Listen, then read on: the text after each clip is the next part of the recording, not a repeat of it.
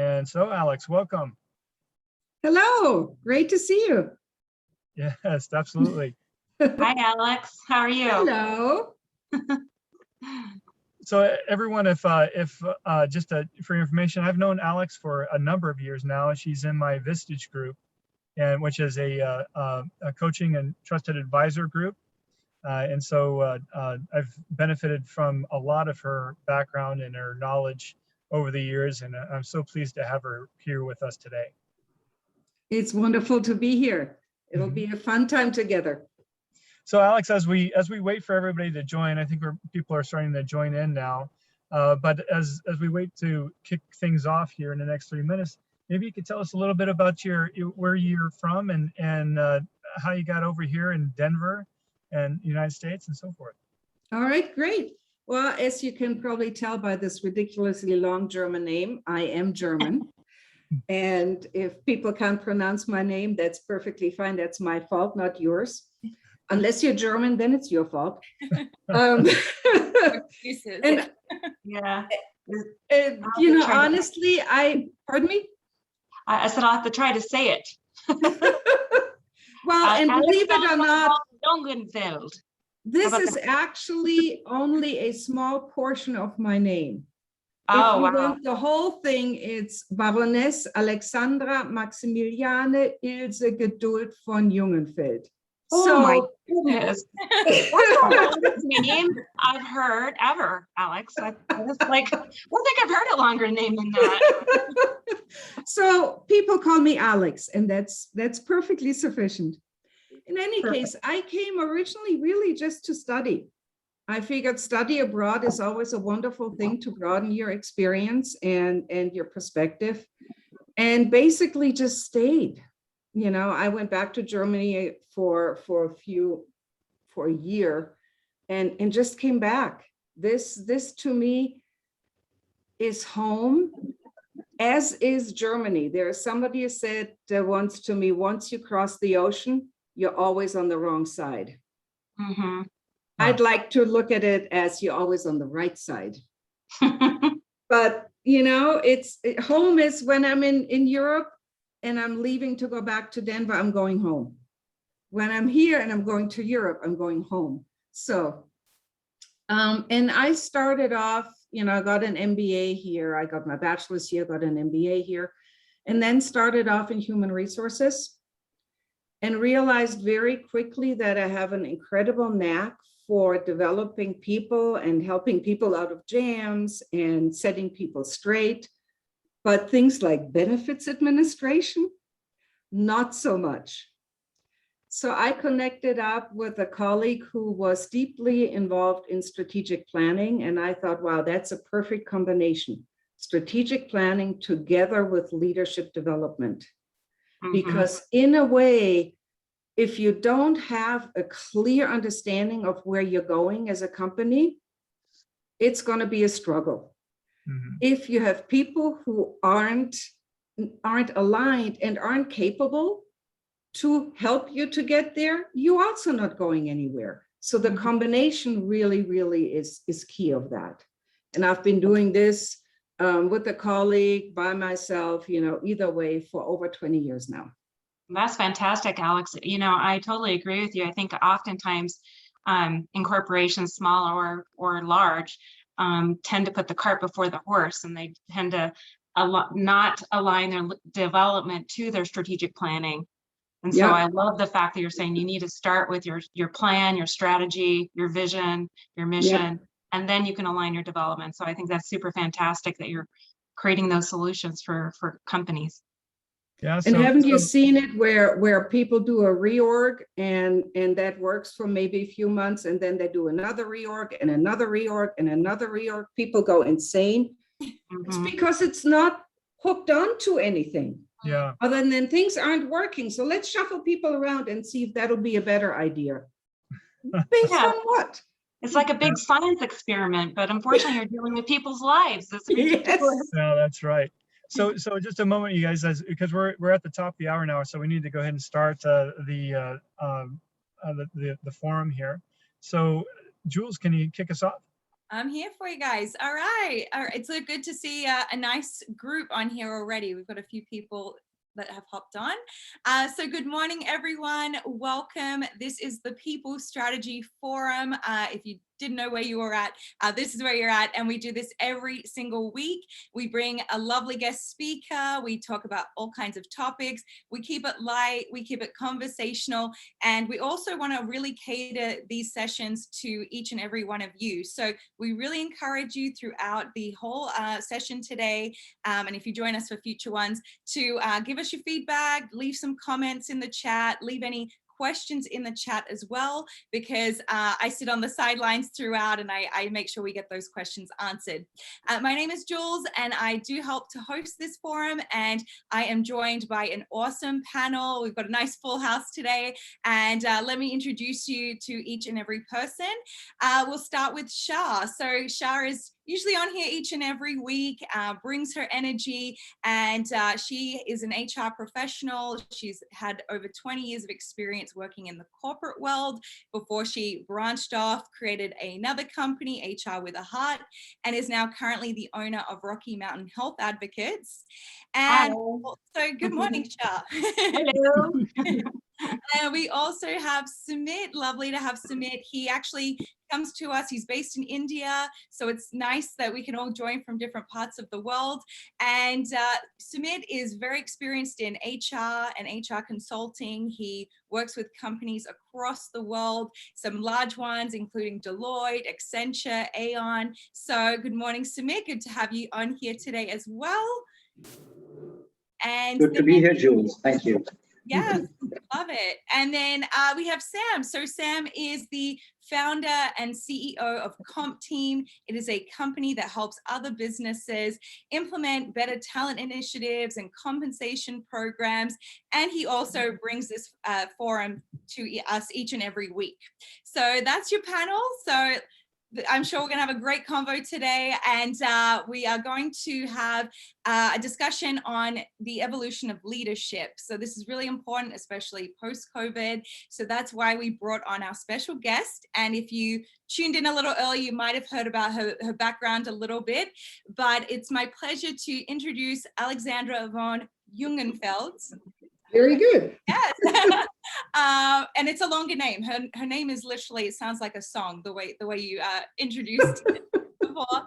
So a little bit about Alex. She has been a management consultant for over 20 years. She has her MBA from the University of Denver, and she did work with a lot of nonprofits and businesses before starting her own consulting company, AVJ Consulting. So now what she does, she specializes in leadership development. Her company helps with strategic planning, career transition, and she works with all kinds of companies, mostly small and mid-sized companies. And she starts at the top by developing the leaders. And we're just very excited. Thank you so much for hopping on this call today, Alex. My pleasure. Looking forward to our conversations. Yes. Yeah, so a lot to talk about here. So first of all, I mean, we'd love to, we had a great conversation, before the session, but I'd love to hear a little bit more about your background and how you decided to get into HR and specifically this field. I know you were talking about the importance of having a strategic approach operationally and also matching that with a talent approach. So can you tell us a little bit of the story about how you got inspired and who helped you with that journey? Absolutely. So I started off in HR simply because I'm much more of a people person than I am a numbers and figures person. And as I got more into HR, as the HR professionals on the call will know, I realized there are a lot of numbers and a lot of detail involved in HR, which is not my gig. So I really looked at my strength in employee relations and in leadership development. And as I was looking around, in a way where that would fit, I connected with a colleague named Kumar Dandavadi, who had a strategic planning firm. And I thought, man, that's a perfect combination. We'll do strategic planning together. That gives me an opportunity to really understand the business, understand where they're headed. evaluate the leaders throughout the whole strategic planning process, and then help the organization figure out who is still a fit, who's going to continue to be a fit 2, 3, 4, 5 years down the road, who no longer belongs on the boat because the boat's going in a different direction. How can we gracefully help them to move on to, greener pastures? And how can we develop the leaders of today for the companies tomorrow? And to me, that is the nirvana of leadership development, because you don't do it in a vacuum. Right. So in today's leadership environment, I mean, there's been a huge, shock, of course. I mean, with the pandemic and now with the talent crisis that's resulting from that. And if anybody doesn't know what that talent crisis I'm speaking about, it's about a lot of employees out there are finding that they're, somebody moved the cheese, right? They have a different interpretation of how they want to spend their life going forward. Perhaps they're disenchanted with the industry that they're in. They're looking for something new, or perhaps they were not happy with their way their employer handled the crisis of the pandemic and then how the job is, how they're, and the lack of flexibility or whatever it may be in that business about going forward. So they're thinking about leaving the company or they have left the company looking for new opportunities. So in that context, Alex, I mean, what are you seeing are the main themes and how leadership needs to evolve to handle this crisis in modern people management? I think there's a lot of talk with lots of big fluffy words as to how the world has changed and how leadership therefore now needs to change. And the more I think about that, the more I think it's really not that complicated. The main problem right now is that we no longer get away with bad leadership. For sure. I don't think leadership needs to change. Good leadership a year ago, 5 years ago, is the same as good leadership today. The difference is people don't have to stay in a particular position job anymore, and they've woken up to that. The whole, oh my God, I'm going to get fired, is no longer, I mean, the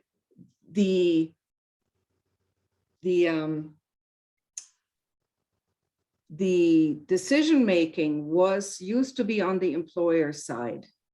The power is now on the employee side. It's no longer, oh my God, who's going to give me a job? It's now, oh my God, who's going to come work for me? And we talk a lot about creating bonds with our employees, with our customers. And the more I think about that, it's in a way, not so much with the employees anymore about alignment as it is about creating bonds. And you create those bonds by having an organization, having a product, having a purpose that the employee can hook into. So there is a match between what the organization is all about and what the employee wants. But that alone is still not enough, never has been enough. Then you need to look at, how do I create a bond with my employees? Get to know them, care about them. Find out what's their vision, and does their vision coincide with the vision of the organization? Create that match. And I think that's the magic sauce. There, I don't think is that much more to it. It's hard to do though. Yeah, it does sound simple in language. But Sumit, you were telling us, I think not too long ago, earlier this week, I believe, or last week, about how some management styles in India, as a result of this crisis, are kind of looking at some more draconian measures of managing the employees. Can you tell us a bit about that and about your experience and what you're seeing? Definitely, Sam. So in fact, there's an African proverb which says that calm seas don't make skillful sailors. So when things are good, I think bad leaders can simply hide under the radar because they don't have much to do. People are smart enough to understand what their goals are, what they want to achieve, and carry on. In times of crisis is when leaders really need to step up, and that's when chances of failure are higher. And the draconian measures I was referring to, in a remote or a hybrid world, I think a lot of leaders are suddenly feeling they don't have the control that they used to have earlier. So they're not able to see their people. They're not able to stand over somebody's shoulder and look at what they're doing on a minute-by-minute basis. So there are companies that are investing heavily in keystroke monitors, and there's an actual organization which is installing cameras at employees' residences so that they can monitor whether a person is at their desk or not.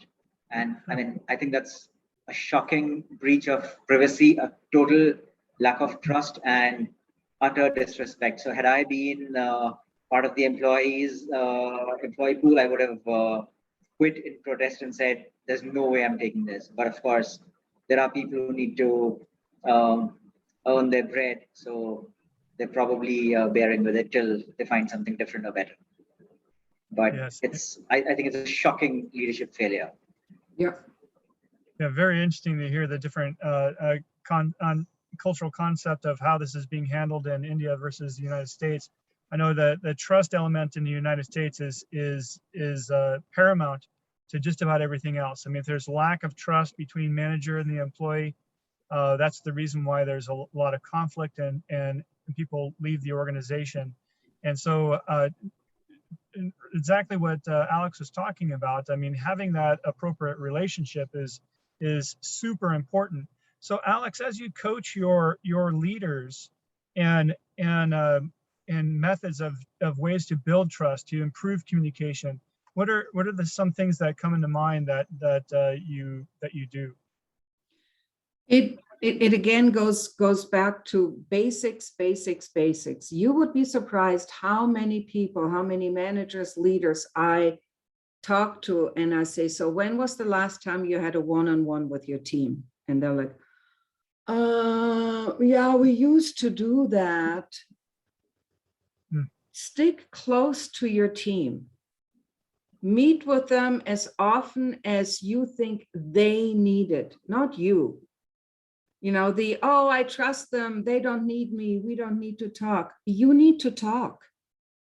And, you know, it's different, obviously, in every scenario. It doesn't matter. You don't have to say you need to meet with everybody once a week for an hour. I don't know, maybe you do. But maybe it's once a month for an hour. Maybe it's once a week for 10 minutes. Find a cadence that works to connect with your team. If there isn't anything to say, it's a short meeting.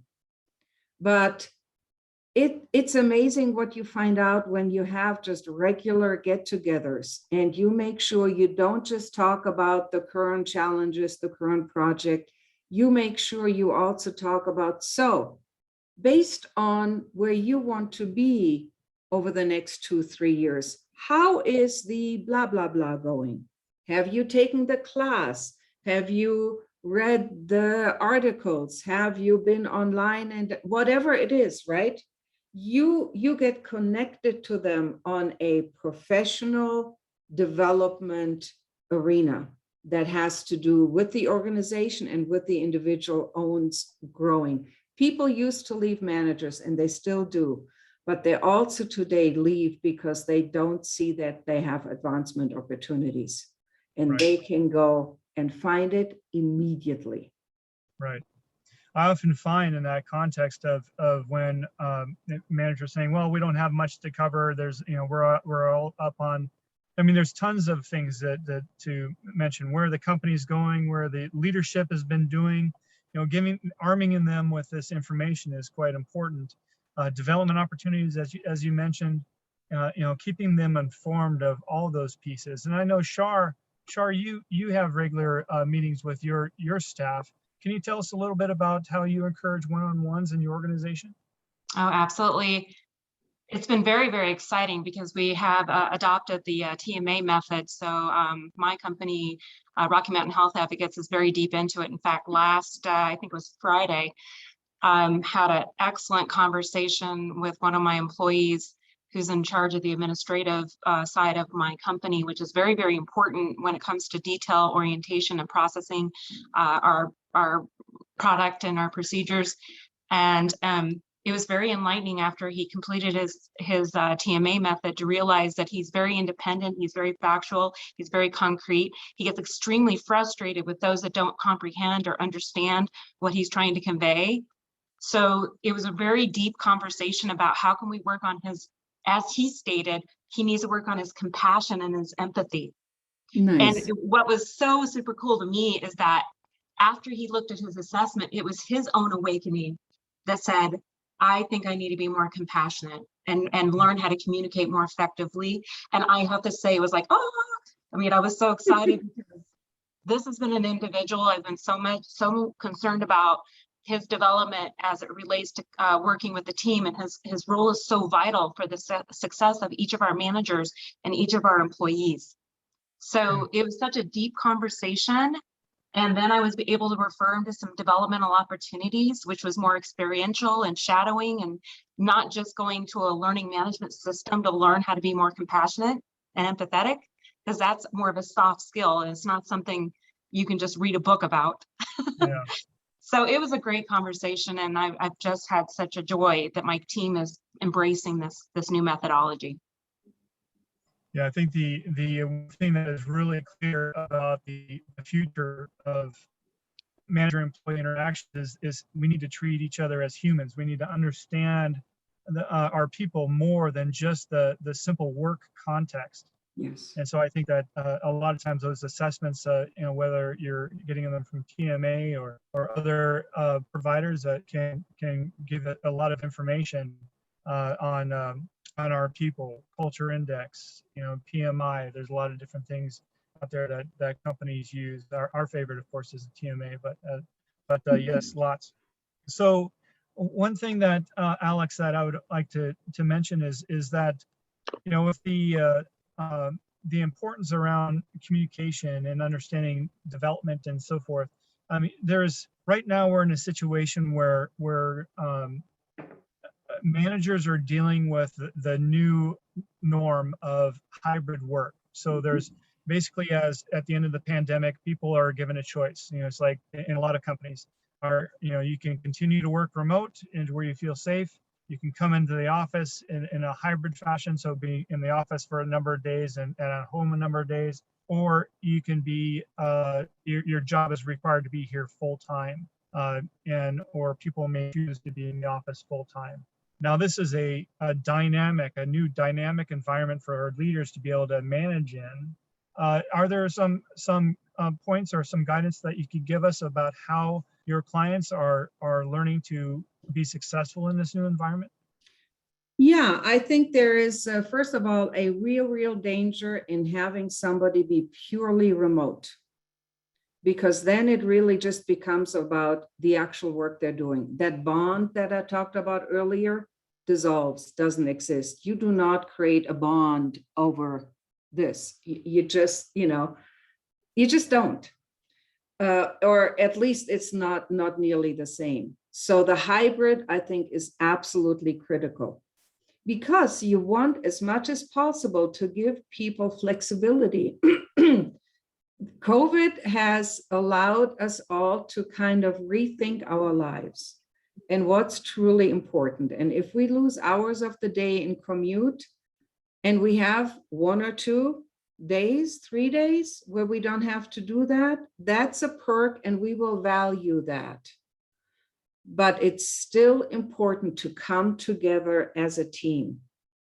There have been organizations that I've worked with that did, well, you know, you need to be in the office, you know, whatever, 2 or 3 days, but you pick the days. Well, you could still completely miss the people that you really need to connect with. So the best hybrid I have seen is you get together, let's say, in the middle of the week.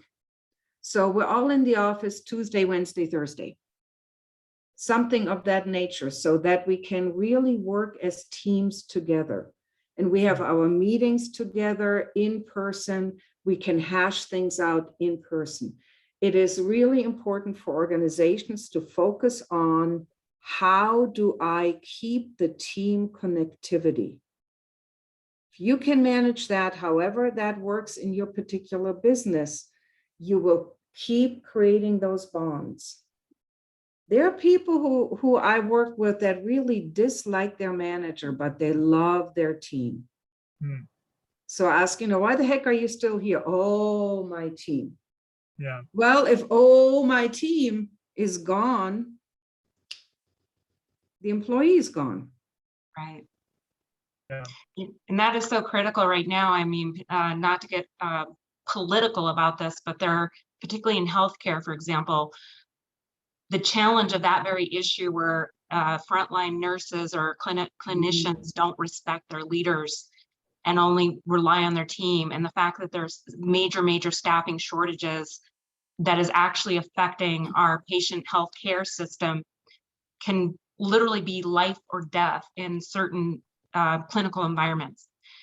And that connection with your leader, to have that trust, that connection to trust your executive team, is so critical right now. I think even more so than it was, in my opinion, a decade ago or whatever. More so now than ever. And I think that it's so important that leaders really understand how to create these communication processes and learning processes in a more effective way. Do you agree, Alex? 100%. I have a client that's a residential treatment facility up in the mountains. Tough to find people to work there in the first place. They went through COVID, they went through fires, they had to evacuate the entire campus. Patients, staff, everybody, they did not miss a single day of treatment. They didn't lose a single client, they didn't lose a single employee. Why?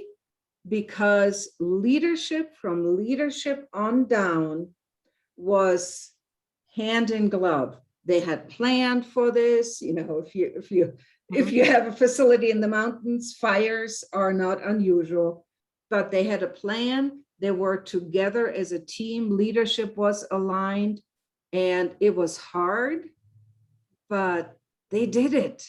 Yes. And they're proud. So I want to come back to that topic. I think we're talking about agility there, which is of course another aspect of leadership and the trend going forward. But before we get to that point, I just want to bring up, you mentioned as far as having people full-time remote is going to be troublesome if you don't have a way for them to connect.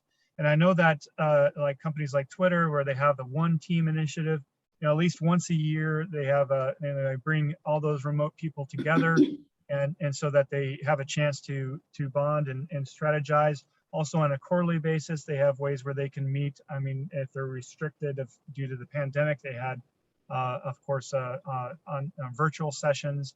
But I think that that's what leaders are going to have to think about in the future.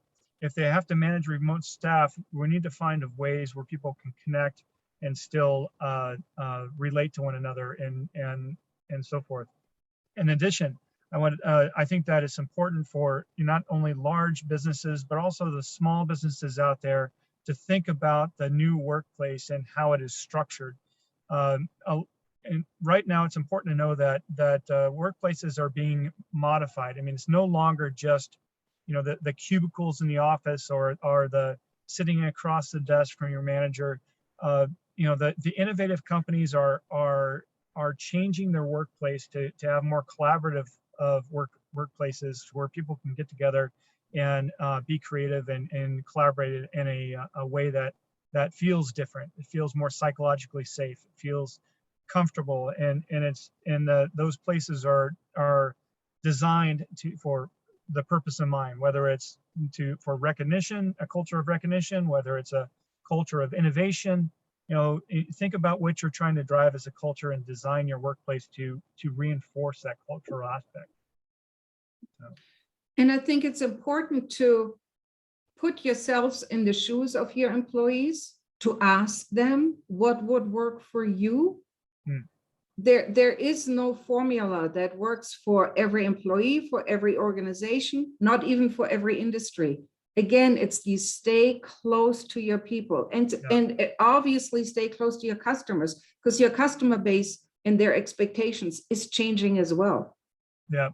So how do we keep all that together? And you're not going to do that when you have 5 or 6 executives sitting in a room thinking about it.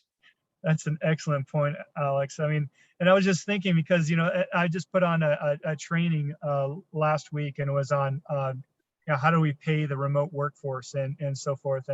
And these questions that we're getting is like, oh, well, what is Google doing? And what is Facebook doing? I'm like going, you don't need to devise your strategy after those groups. They're dealing with different people, different demographics, and different locations, different business dynamic.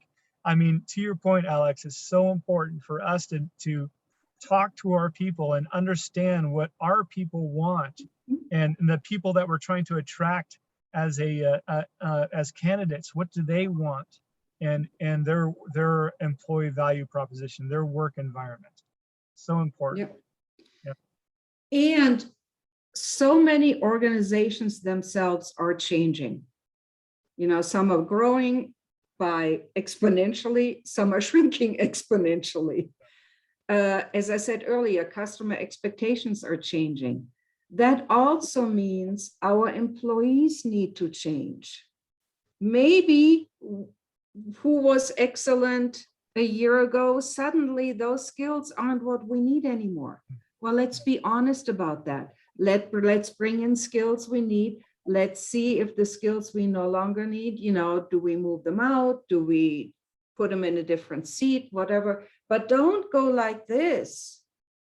Or say, you know, Susie is just needs to be fired because she's doing XYZ. Well, why? And is it our fault? Is it Susie's fault? Is it the industry's fault? Again, it's all about staying close. And even evaluation systems we had a year ago might have been perfect for a year ago. Assessments that we had a year ago, are they still measuring the things we need to measure today? It's that total flexibility that only comes from being keenly aware of what the industry, what the customers, and what the employees need and want. Right. We can't look at processes. I mean, we need to later on, but that comes later. Yeah. So yeah, I have a background in economics, and they assess that when the market has had a major shift, you need to do a reassessment, and that is the fact of what we've experienced now. We've had a shift in the marketplace, a shock that has caused perspectives, work, or everything to change. And so we need to do a reassessment and understand what is the environment of this new workplace, of our new work environment. A good example I talk all the time is my wife is a teacher, and she loves the interaction, the physical interaction with students, you know, helping them through their work, you know, being there in the classroom. Well, the future of education is especially when we need to be more agile, is like, what if there's another closure and we have they have to work at home? Our teachers of the future need to be able to not only be effective in the classroom, but also be effective virtually, to be able to keep our students engaged and to be successful in that environment. That's a new skill set for them, completely different, something that was not there in the past. So training needs to happen, and it's our job as employers out there to ensure that we provide the training so our people can be successful in this new environment. And Sam, you're saying that. Go ahead, Sumit. Sorry. So since you brought up teaching, Sam, in the teaching profession, there's a term called confident uncertainty, which is what great teachers exhibit, which means you're comfortable in your subject knowledge, but at the same time, you don't really want to be seen as a know-it-all, and you don't claim to know every single thing about the subject. So you're willing to explore the unknown, and you're willing to look at different ways of solving the same problem. So I think leaders can definitely take a leaf out of that book. And it also ties in with the point about mindset that we were discussing earlier. So a growth mindset instead of a fixed one would go a long way in inspiring trust, inspiring confidence among their people. That's a great point, and it really brings us back to the agility topic again. So Alex, and how can we increase agility? Let's just talk about that concept. What does it mean first? I mean, in my context, agility means that leaders are prepared and ready to react to those external market shocks, thinking ahead, trying to have knowing what may be coming their way, and then reacting to it in a way that they're successful, they're keeping people in the loop, communicated with. And so in that context of agility, Alex, I mean, how can we help our leaders be more successful there? It comes back to vision and strategy, because we need to, it's a dynamic vision these days. And therefore the strategies we employ to get to our vision have to be dynamic. So the leader needs to keep a keen eye on the ever-changing environment. And we're not done with the pandemic.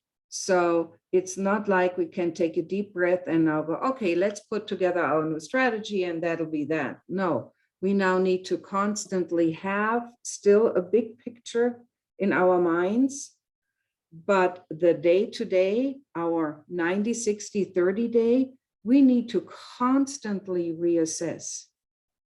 And in terms of our employees, I think what a lot of leaders are missing is the tremendous emotional strain on the employees, on society at large, on the organization, that has people frayed and about to burst. I right now do more mediation than I've ever done in my life.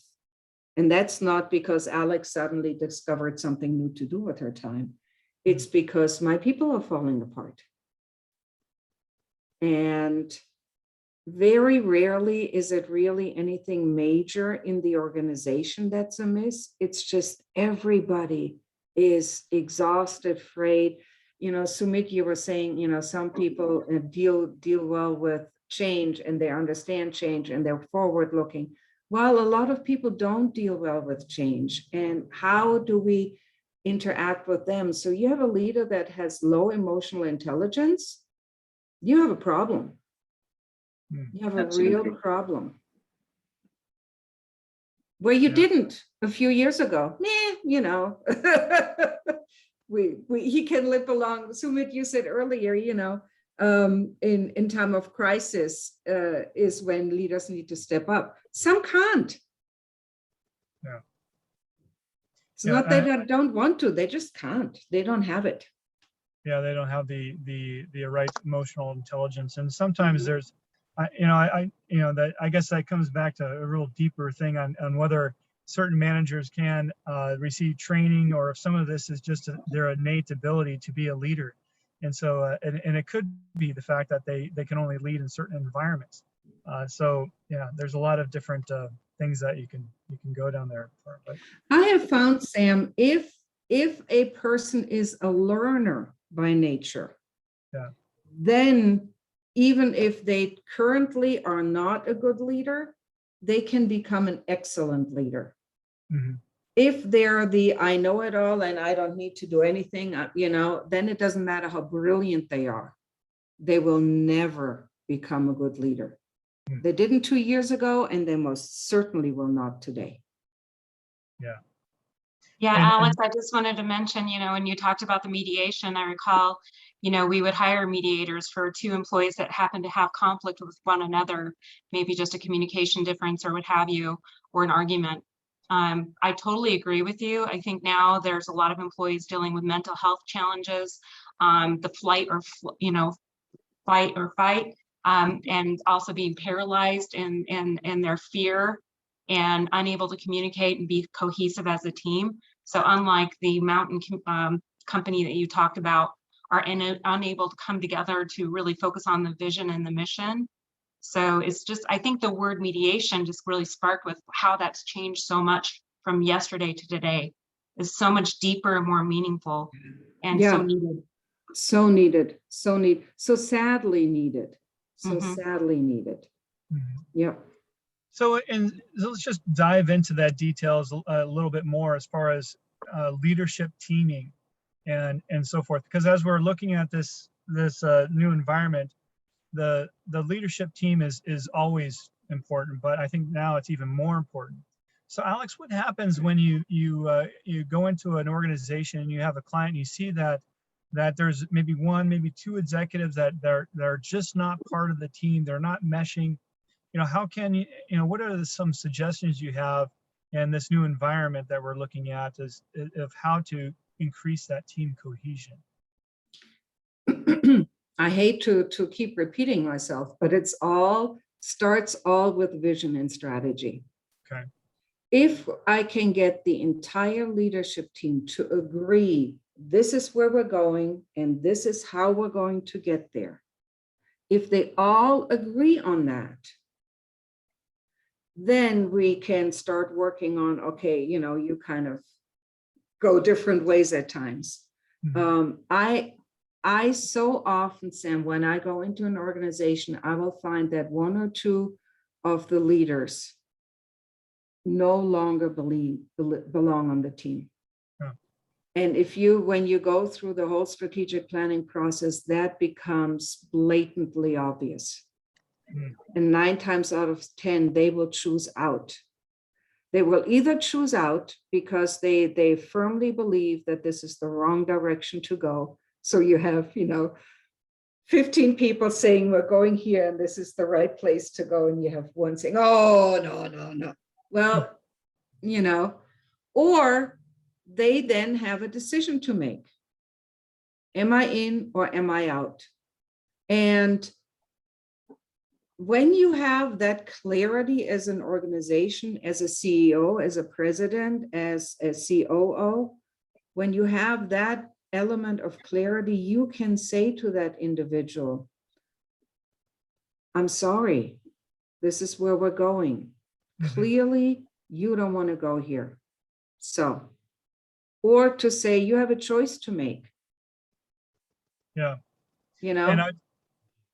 And I just want to point out, I mean, in situations I've seen clients, I'll see a small business or a medium-sized business that have leadership with disparate ideas on what they want to do or how they want to handle their employees. For an example, in this hybrid environment that we're talking about, this particular company said, one of the executives said, no, everybody has to come back in just like we were before, and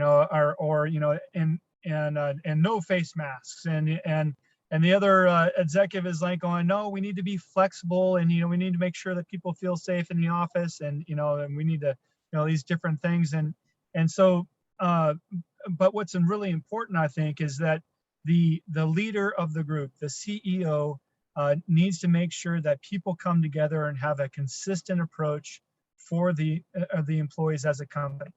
And everybody needs to get on board with whatever that approach is, because if you have disparate treatment across the organization, it's just going to cause trouble and chaos. So, yeah.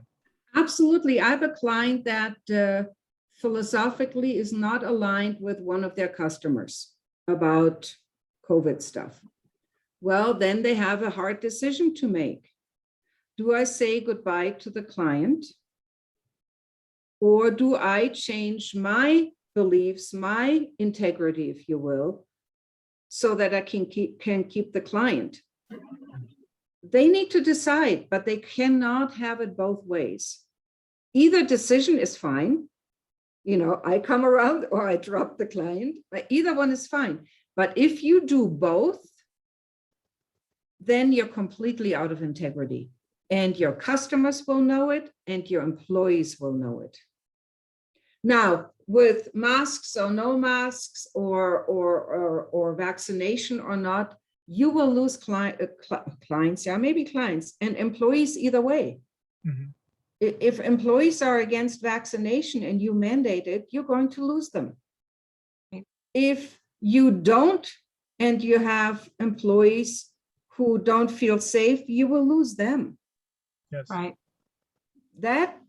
There's no magic solution. At least one of you see one, tell me.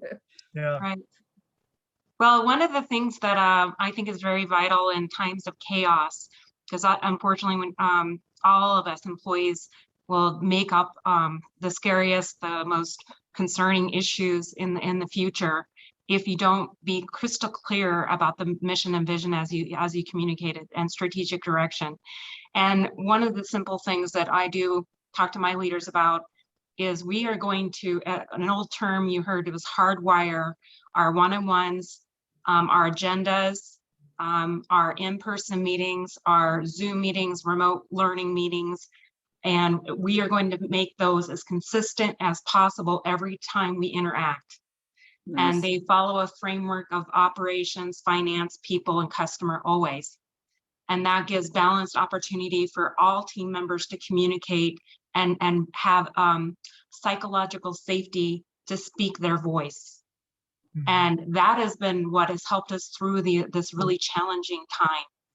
And I think that makes a huge difference. And as long as I have buy-in of every leader from the CEO all the way to the frontline advocate, and everyone understands that communication strategy, it'll make it more simplistic and easier to understand and accept the future and the vision going forward. Yeah, even when the future changes every other minute. Right, and it does every day in my company. Yeah, yeah. Well, I know we talked about a lot of things, and around agility and so forth, but one more thing I just wanted to see how we can, how leadership can be more agile as far what are the things that they can do, the activities. Now, one thing that I was just brought up recently with a colleague of mine, he was talking about, well, they need to be signal spotters. We need to look for signal spotting all the time. So what is, and I go, what is that? Because like, well, it's those things in the marketplace and among our people and our customers that shows that something is changing. So for instance, in this environment now, where in my business, of course, I was talking about, how to pay the remote worker. How are we going to redo the geographic pay differences based on those that want to be global nomads now? And for people that don't know what a global nomad is, these are people that usually want to work anywhere in the world they choose, and be mobile at any moment. So, and that part of the segment of the workforce is actually growing. It's been around for many years, but it's getting bigger now. So it's like, how do we handle these different things? How do we stay on top of the trends? So and I know, Alex, you mentioned, it's very important to keep that communication line open with our employees and make sure that we're hearing what they're saying and so forth. But we also, we've been talking about a situation where, of change. You were just saying, if people agree with masks, they don't agree with masks, they want to come to the office, they don't want to come to the office. This is a new element that's been introduced to businesses that wasn't there a year ago. It wasn't a problem a year ago. And so this is the things that our leaders need to stay ahead of. And I don't know if there's anything else but to do here other than trying to keep an open ear. But is there any other techniques? Being involved in asking experts, I suppose, and making sure that you have a good network of experts to consult with on these changes. Anybody have any thoughts there? One, not in terms of consultants, but one thing to keep in mind is when these employees started to work for us, the demands we're now putting on them, be that masks, vaccination, whatever, that wasn't part of their employment agreement when they started. In a way, we changed the game on them. We need to keep that in mind. It's not their bad, it's not our bad, but it's not what they signed on to. So today, would they join our organization under these circumstances? And I think sometimes I find that managers, leaders get very judgmental about their employees who either do or don't. And in a way, that's not fair. That's not what they signed on to.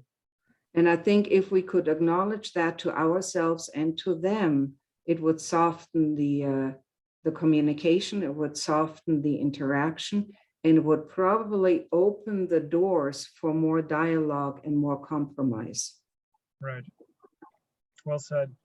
So, Jules, I know we're approaching the top of the hour, and so I want to make sure there's been a lot of activity on the chat and so forth. So, are we seeing some questions or comments that we should bring up and discuss? Yeah, actually, Howard had a really good question. So he agrees with the importance of having the vision, the mission, and strategy to provide the direction for the future. But the question is, how do the organizations ensure that they have the right leadership team in order to navigate the ship to where they need to go? Well, time will tell, right? I mean, you look at the leader and are they able to create strategies? Are they able to cascade down the message? Are they able to stay close to the industry, to the market? And do they have that agility that Sam talked about? You don't know that right out of the gate. I mean, you can look at the history and what have they done in the past, but that's, you know. Make a very colorful resume too. Yeah. And then of course you do assessment, you do leadership assessments throughout their tenure, and they look at, and you look at the results they create, both from the employee perspective as well as from, do they get the results that are they meeting their KPIs? So it's a whole host of different things. And it's the hard skills that are easy to evaluate. It's the soft skills that are the hardest. Yeah. And what's the retention like in their area of the company? Mm-hmm. Are people leaving in droves? Are they staying? Why? Yeah, that's a good point, Alex, because if we break down leadership and we just think it in its most fundamental levels, and let's just take it out of the business context altogether and sports and so forth. You a sports team and you're looking for the leader or that's of your team, right? Often the team members choose who their leader is. And then also they choose that leader because of their ability to communicate and lead and inspire others.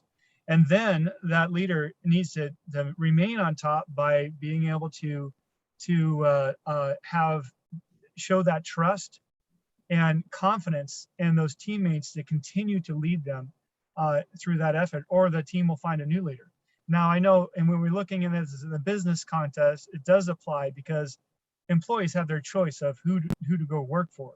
They're in a sense choosing their leader, and when they leave that company, they are leaving that company because there's something else that's pulling them away, and the confidence that leader is not strong enough to hold them there. So I often get quite irritated in my space when a leader says, well, we gotta stop people from leaving our company and we just need to pay them more. Maybe we need to pay in the 90th percentile or whatever. Well, yeah, maybe you do if your company doesn't have, you're not inspiring your people to stay in those other things that matter. Money is the easiest lever to pull, and it's only effective for a short period of time. So yeah, the pay has to be adequate, right? Yeah. But at the end of the day, the higher level, yes, your people who are making 15, 16 bucks an hour, yes, they will leave for $1 more. But the higher up you go, the more important it is that people think that they have a place to go, they have to grow, and they believe in what they do. But in Right. terms of leaders, the other thing I want to say is it's great to have leaders that really can inspire their teams to, you know, charge up any hill with them. But sometimes you have leaders who have that, but they cannot figure out which hill to climb. Mm, yeah. That becomes, that gets really tricky. Yes. Great. All right. Well, you know, I know I just want to acknowledge our sponsor and then also the speaker for next month. And so I'm going to share my screen really quick. Here we have Helene. Helene is actually another is, I mean, I was talking for those that joined us a little bit later. Now, Alex is part of Vistage. Vistage is a trusted advisor group and an executive advising group that's nationwide and quite well known. And Alex and I are lucky enough to be in the same group together. Helene is also another speaker that comes from Vistage as well. She's well seasoned, and she's going to be talking about how she specializes in executive assistance and so forth. But she's going to be talking how to build you know, how executives can build better relationships with their time. Now, what does that mean? That means leveraging their time more effectively and focusing on that. So as HR professionals out there and as other C-suite professionals, this is very important for you to consider. How can you help others be successful in this area? And also, how can you be successful as yourself? Where should you spend your time the most, where you're most impactful and being a leader of the company? And where are those other areas that you can delegate to other individuals? And how can a powerful executive assistant help you accomplish those goals? So Helene is going to take us through that journey of that discussion on next Wednesday's People Strategy Forum. So join us there. Also, do want to acknowledge the TMA method. We've been talking about TMA through this discussion as a way to where we can understand our talents more, as a way that we can learn more about our people. So that there's many assessments out there. The TMA method is a way that really dives in and get to know your people better as an individual. And it's a way to start a conversation so we can understand our people better. So that being said, Jules, do we have any other questions that we can? No, that was the only one. So Right. if anyone has any last minute ones that like burning questions, throw them in the chat so we can get them answered for you. Great. Well, Alex, it's been so wonderful talking to you. I know it's just, I think this is a great discussion, so much information shared. And I'm so thankful for your leadership and your guidance. Thank you. It's Yeah, been a thank you, pleasure Alex. chatting with all of you. Thank Nice you. meeting you. Actually, Daniel just put in no questions, just compliments. So you've been received over here today, Alex. Thank you, thank you, thank you.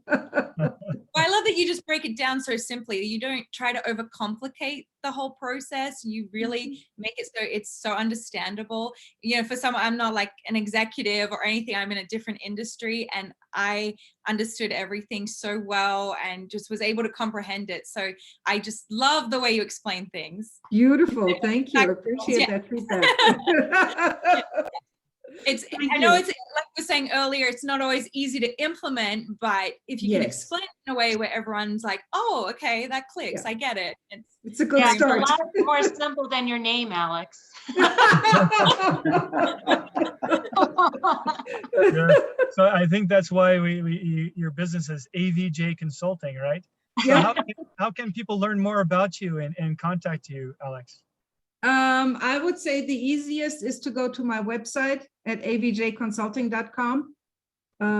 That you'll find more details of what I do, and you can contact me that way very, very simply. And yep, Jules put it in the chat. Thank you so much.